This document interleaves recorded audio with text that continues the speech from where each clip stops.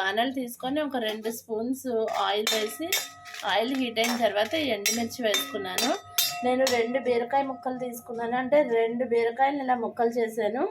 అయితే దీనికి ఒక 7, 8 ఎండుమిర్చి అవసరం అవుతుంది. సో ఈ 7, 8 ఎండుమిర్చిని మనం వేయించుకోవాలి. ఒక బాణల్లో ఆయిల్ తీసుకున్నాం కదా, ఆయిల్ వేడెక్కిన తర్వాత ఎండుమిర్చి వేసుకున్నాము. అంటే నేను 2 బీరకాయలను తీసుకున్నాను. బీరకాయల ముక్కలు 2 బీరకాయ ముక్కలు ఇవి. అంటే 2 బీరకాయలని ముక్కలు చేశాను, ఇన్ని వచ్చాయి.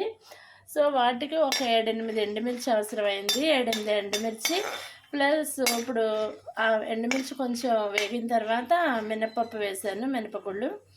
ఆ తర్వాత మెంతులు, ఒక 1/2 టేబుల్ స్పూన్ మెంతులు, ఒక 1/2 టేబుల్ స్పూన్ ఆవాలు ఇవి వేసుకున్నాం.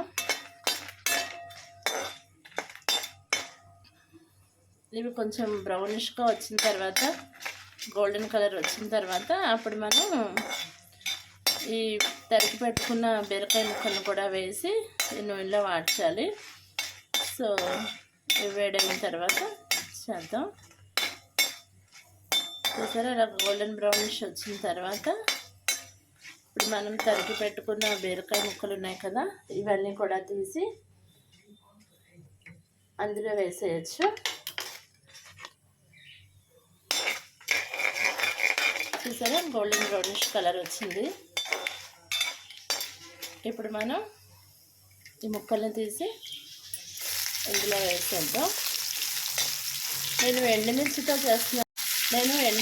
చేస్తున్నాను. కావాలనుకుంటే ఎండుమిర్చి బదులు పచ్చిమిర్చి కూడా వేసుకోవచ్చు. ఎండుమిర్చి ప్లేస్లో పచ్చిమిర్చి వేసుకోవటమే, ఒక 5, 6 పచ్చిమిర్చి వేసుకోవటమే. సో వేసేసి బాగా వేయిద్దాము.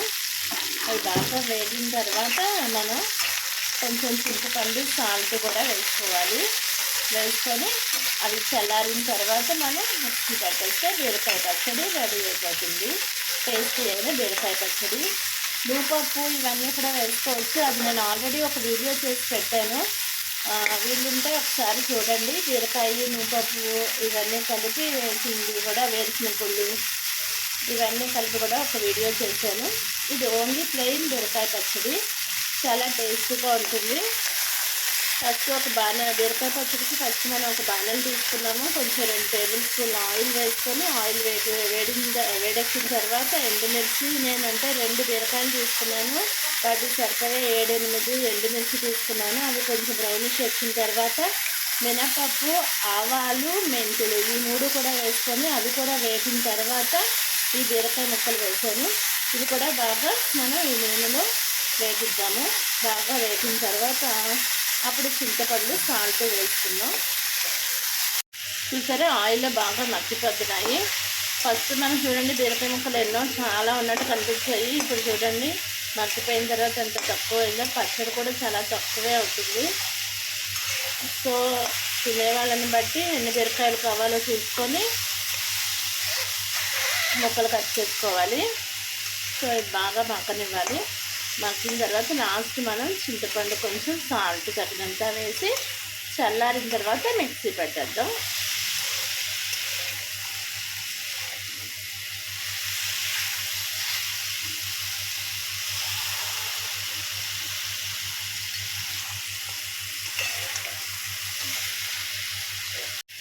ఇప్పుడు బాగా మగ్గిపోయింది కదా, దీనికి సరిపోయేంత సాల్ట్ వేసుకొని తర్వాత కొంచెం చింతపండు వేద్దాము.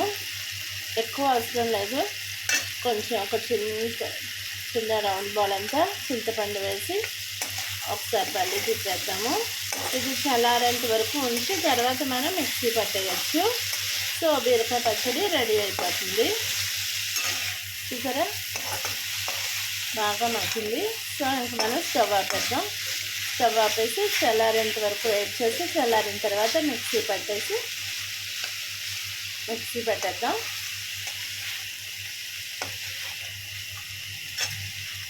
ఇప్పుడు చూసారా, పచ్చడి అంతా చల్లారిపోయింది. పచ్చడి కాదు, ముక్కలన్నీ చల్లారిపోయాయి. ఇది మనం ఇప్పుడు మిక్సీ జార్లోకి ట్రాన్స్ఫర్ చేసేసుకుందాము. ఈ పచ్చడిని ఇలా మిక్సీ జార్లోకి తీసేసుకుందాము. తీసుకున్న తర్వాత పచ్చడి అయిపోయిన తర్వాత మళ్ళీ నేను మీకు చూపిస్తాను. సరే, టేస్టీ అయిన బీరకాయ పచ్చడి రెడీ అయిపోయింది. ఇప్పుడు వేడి అన్నంలో నూనె వేసుకొని కలుపుకొని తింటే చాలా టేస్టీగా ఉంటుంది. మీరు కూడా ట్రై చేస్తారు కదా! ప్లీజ్ నా వీడియోస్ని మీ ఫ్రెండ్స్‌కి, మీ రిలేటివ్స్‌కి షేర్ చేయండి. నా వీడియోస్ని లైక్ చేసి నా ఛానల్ని సబ్స్క్రైబ్ చేయండి. Thank you for watching my videos.